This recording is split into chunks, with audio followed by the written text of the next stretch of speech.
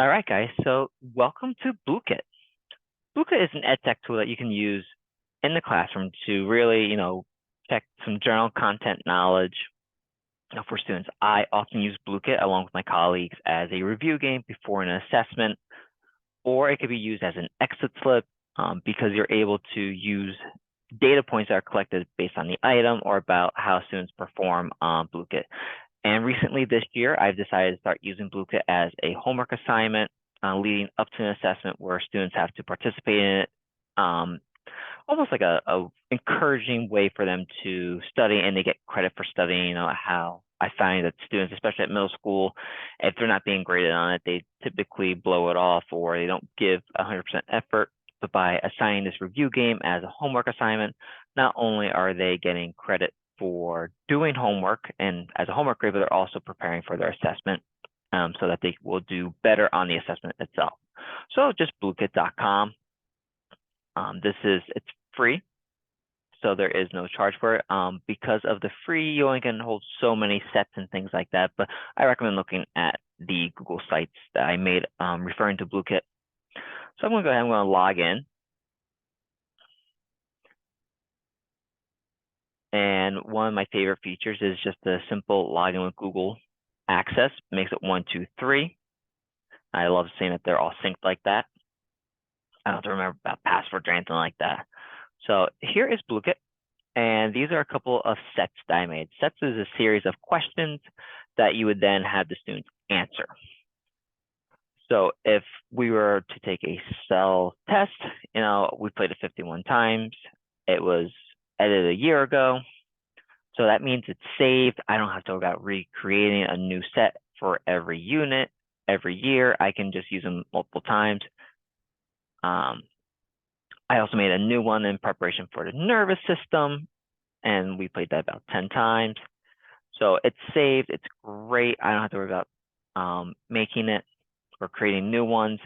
And that's one of my favorite things about it. So let's take a look at it. So if I was going to make a new set, I go to create.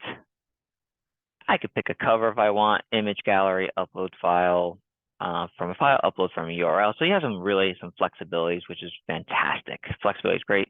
So let's say I want to do an image search, and let's say I just feel like doing like sports. Click sports, and it gives me a bunch of images. And this is what we're going to see when I open up the game. It's nice to have that creative portion of it where you can just kind of showcase what it's about. So I would just go ahead and let's say I'm going to pick a random field, add the descriptive title. So let's say this is a sports trivia. Look at, tell users about your question set. So it's going to be questions about a variety of sports. Now you can do privacy or public. Public makes it playable for everyone. Privacy means that only people with the link or people you allow to use. Now, typically I make it public just because it's easier for students to get access to it. That's just a recommendation. It's not required. You want to make it private, that's fine. But I typically go with public because then I know that as long as they have the link in the code, they'll be able to get in there. Then you have your creation method. You can make your own questions manually. If you do a Quizlet, which is another popular ed tech, you can take your Quizlet and you can import it. Or if you make questions on like Google Sheets or Excel, you can, in a CSV, import. So I'm just going to show you what manual looks like. Click on manual and then create. You go right up here, it says add question. And you would then type in your question. So what sport has the Las Vegas Raiders? So you type out your question, answer 1. You need to have at least 2 answers. You can put football, soccer, baseball, and then you can put hockey. And then you just have to select which one's going to be the answer and hit save. And that's one question. Now let's say I wanted to kind of use like the same form of the question. A little trick of the trade is you go to copy the question. So it repeats the whole question. And let's say I want to say what sport has, I want to change like the team name. Let's say I want to put the New York Yankees.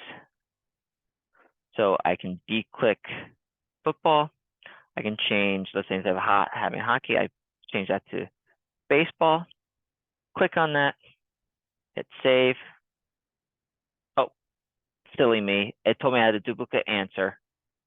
So, I love ed tech programs that really prevent you from making silly mistakes. I know as an educator, I never want to have a mistake in front of students. Especially in a review game like that, I like it to be clean and polished. Now, that doesn't mean I don't make mistakes on purpose for students to sit there and show that it's okay to make mistakes and it's okay to be corrected. But when I'm designing these types of games, I want to make sure that they're clean. So hit save. And again, I find it to be very quickly, if I'm using the same type of questions, I'm going to be using the same responses to go ahead and just copy it. Let's go with the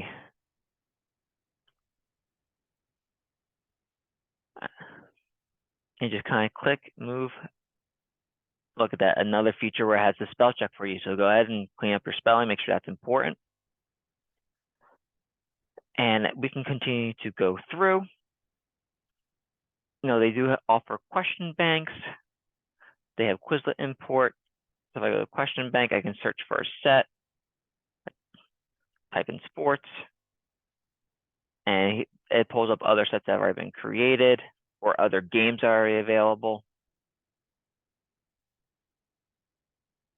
You can click on it and it shows what the questions are, like which basketball player has the most all-time baskets, which hockey team has the most Stanley Cups. And I would say what baseball team plays its home games at Citizens Bank Park. I go and hit add question, and it's been added. So it's really like straightforward. And I want to show you how this particular question has a picture. So if I wanted to add a question with a picture, I go to add question. And let's just say my question is going to be, what team is this logo? I hit image, and I can go by URL or image gallery. So I'm going to go with image gallery. And as you can see, it depends on what people have loaded up. I'm going to New York Mets in this particular question. And I can say, the New York Yankees, Boston Red Sox, Atlanta Braves, and then I can finally put the New York Mets and click right there. So it's really easy to go ahead and create your questions. You can add audio, you can add like a math problem. So this really is across any content you can use this for. And let's say once I'm done, I can hit save set. And there it is.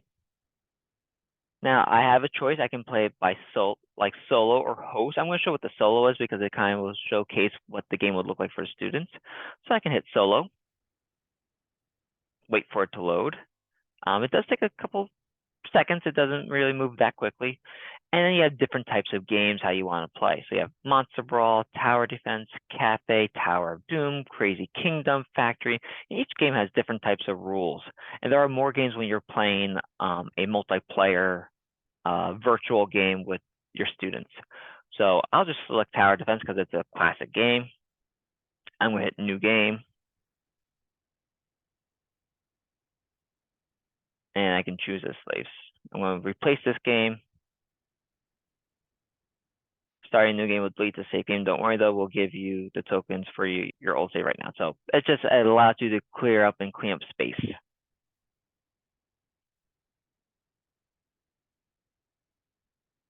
And then choose it. It's a really game is just telling you everything that's going through. And it really takes, review games into that digital age, and a lot of kids like to play their video games right now.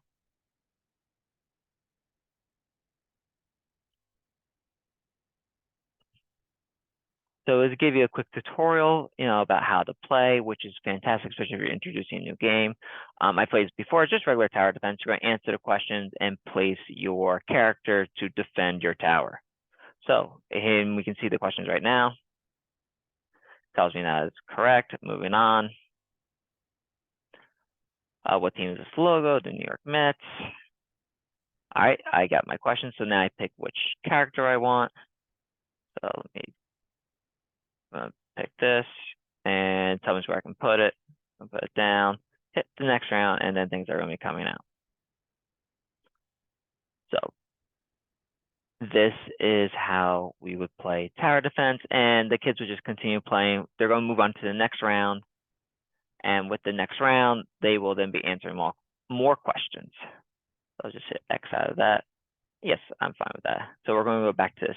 Now, if I wanted to host a game, so I go to host, and this is really where you get a lot more flexibility. You can select the game mode. It tells you 3+ players suggested, speed and luck, player limit is up to 60. That's because of the type of membership I have. If you pay for the memberships, you can have more students participating at one time, but I think typically, since the average class size is typically 30, I find it to be easy for me not to have to pay for the membership. So you would then pick the game that you want. Crypto Hack is a very popular game with my students. Gold Quest is another one. Select it.